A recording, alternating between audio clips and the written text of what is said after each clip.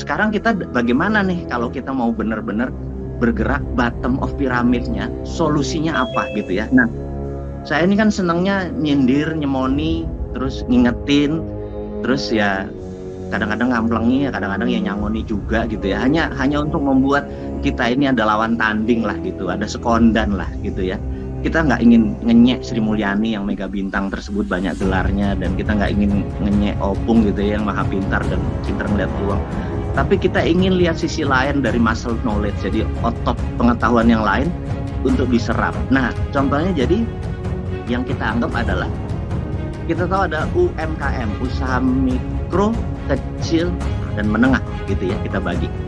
Terus di luar itu ada pengusaha besar. Pengusaha besar omset dan kapitalisasinya di atas 100 miliar. Itu kita tahu. Perusahaan besar di Indonesia ini ada sekitar 24.000 masuk kategori besar dengan omset di atas 50 sampai 100 miliar. Dan yang 600 itu listing di publik. Jadi kecil sekali yang listing di publik dibandingin misalnya perusahaan di Singapura yang hampir 20.000. Singapura perusahaan listing di publik, kemudian dibandingkan di New York Stock Exchange, Shanghai Stock Exchange, rendah sekali kita punya. Nah, di luar itu yang 50 juta adalah mikro, kecil, dan menengah, dan kita bagi lagi. Mikro adalah U Corporation, dia dengan dirinya single. Kemudian perusahaan kecil itu punya 1 atau 2 asisten yang membantu, belum tentu pegawai. Mereka ini dari 50 juta mungkin ini yang 47 juta gitu ya. Nah, kemudian menengah ini ya omsetnya antara 500 juta sampai 50 miliar omset setahun ini, itu masuk kategori kelas menengah. Ini paling 2-3 juta saja. Nah, kita bedakan besar dan UMKM tadi. Yang besar tadi punya sistem yang namanya bank. Kalau mereka perlu dana, bank bisa cairkan karena mereka mempunyai jaminan. Sekali lagi, sistem perbankan ini sistem perbankan ini diciptakan untuk oligark. Sistem perbankan ini diciptakan untuk elitis. Karena syarat meminjamnya adalah aset base. Harus ada aset atau kolateral. Yang kedua, mereka bisa IPO, listing di dana publik yang tidak ada bunganya, nggak ada bagi hasil. Dan yang dilihat adalah kapital atau equity-nya mereka. Nah, apa yang terjadi di UMKM yang kelas kecil ini kan dia udah nggak punya aset. Misalnya dia punya 10 ayam geprek, cabangnya 10, tapi tempatnya semua menyewa gitu ya. Nah, sehingga waktu pinjam ke bank nggak bisa, going public nggak nyampe gitu ya. Disinilah perusahaan kami, Santara, sebagai perusahaan urun dana pertama untuk UKM di Indonesia dan terbesar saat ini. Kami baru memiliki 300.000 investor receh. 300.000 investor receh itu naruh antara 5 sampai 10 juta. Jadi saat ini ada sekitar 2 triliun portfolio dari nasabah atau dari investor receh tadi. Dan saat ini kami baru membiayai 88 perusahaan menengah. Ngapunten ini, kami belum bisa mengerjakan perusahaan yang kecil atau mikro karena pembukuan mereka lemah sekali gitu ya. Kita nggak mungkin kayak malaikat bisa menyelamatkan semua orang. Kita ngambil perannya aja, yaitu kelas menengah. Yang 3 juta ini gimana caranya scale up, naik menjadi negara besar. Kalau mau menjadi negara besar, perusahaan yang 50 miliar ke atas omsetnya itu ya harus 100.000 sampai 200.000 perusahaan, nggak kayak di Indonesia sekarang, tidak sampai 20.000 perusahaan besar gitu ya. Jadi yang ini kita naikkan. Nah, dengan Santara ini kita berharap teman-teman di ITB-AD, kalau Anda memerlukan funding atau dana dan perusahaan Anda sudah jalan kira-kira setahun omsetnya, memerlukan dana tidak lebih 10 miliar, portfolio ini mungkin kita bisa kerjasama. Dan di sini yang kita lakukan adalah kita punya ekonomi itu bukan kapitalisme, liberalisme, tapi tadi ekonomi Pancasila, gotong royong, urun dana, sirkah, bagi hasil dengan kekuatan bottom of piramid, kekuatannya dari bawah untuk bawah gitu.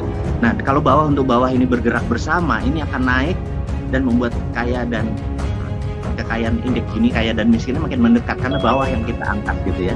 Karena susah yang atas diturunin, susah, bukan tidak mungkin, susah. Nah, itu solusi dari saya pribadi adalah kami membuat Santara, dan kita berharap bergandengan dengan Muhammadiyah, bergandengan dengan ITB-AD untuk mengangkat yang dari bawah ke atas gitu ya.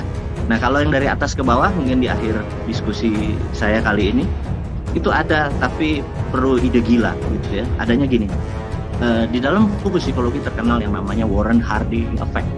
Warren Harding adalah presiden Amerika 1910, saya lupa ya tepatnya ya. Yang mau ceritakan Warren Harding Effect ini begini. Kita tahu Amerika di tahun 18 sekian sampai 1910, yang namanya orang kaya itu benar-benar oligarki itu lebih kaya bahkan dari Federal Reserve. Bahkan kalau teman-teman boleh cek di Wikipedia, di tahun 1898 Filipina itu minta merdeka dari Spanyol dan dia minta uang kompensasi. Si Spanyol minta 20 billion dolar waktu itu, sekarang nilainya mungkin 10 kali lipat dari itu.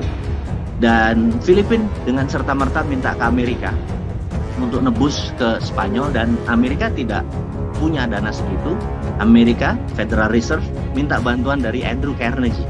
Andrew Carnegie membayar 20 billion US dollar untuk kemerdekaan Filipina, sampai mati dia nggak pernah melihat apa itu Filipina kayak apa. Nah, story-nya bukan Filipina yang merdekanya dibayar ya, beda sama kita, merdekanya adalah dengan perjuangan. Fight kita berbeda gitu ya. Nah, poinnya adalah oligar lebih kaya dari Federal Reserve atau bank sentral. Nah, dengan ketimpangan kayak gitu, setiap presiden mereka bayar, sampailah ya kayak sekarang kita tahu ongkos untuk menjadi presiden itu 9 triliun. Saya tahu Anies nggak punya, Ganjar nggak punya, Ridwan Kamil nggak punya, pasti oligarki di belakang mereka, dan ya akhirnya akan begini terus gitu ya. Nah, ada cara untuk apa yang dilakukan oleh negara Amerika waktu itu di waktu itu ada 3 orang waktu itu lagi duduk di kafe gitu ya. Ini tahun 19 sekian ya. 3 orang nih anggap kayak Denny J.A, Indobarometer, si Kodari itu lagi duduk tuh, apa namanya tuh, lembaga survei lah.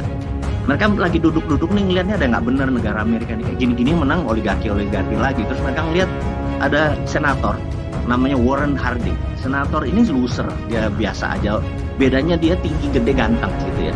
Nah, dia lagi melakukan shoe shining, lagi gosok sepatu biar mengkilatkan. Dulu ada di ujung kafe itu suka ada tukang semir sepatu gitu.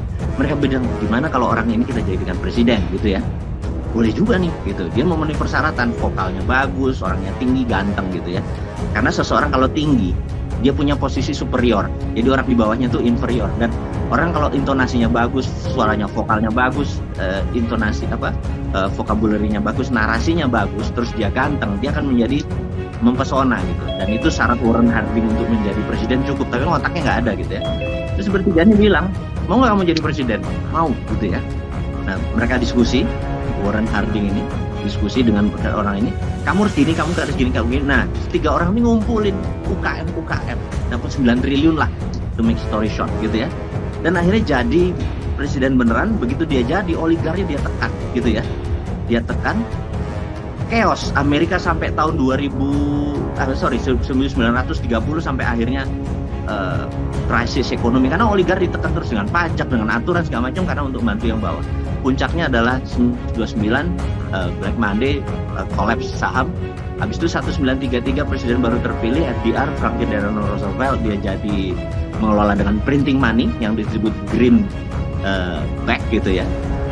Strategi ini printing money, dia membangun Amerika, dan disitulah kekayaan UKM sejajar, kekayaan negara naik, kekayaan UKM naik, dan oligar sejajar. Jadi triangle tadi menjadi levelnya sama sehingga Amerika menjadi negara seperti saat ini. Nah, di situ 2 hal yang saya pikir teman-teman mudah-mudahan dapat insight dari saya, walaupun sederhana ilmunya.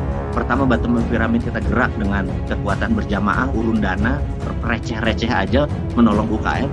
Yang kedua, kalau memang niat kita pilih Warren Harding-nya siapa, Muhammadiyah range semua supaya tidak tergantung dengan oligar, kita do something.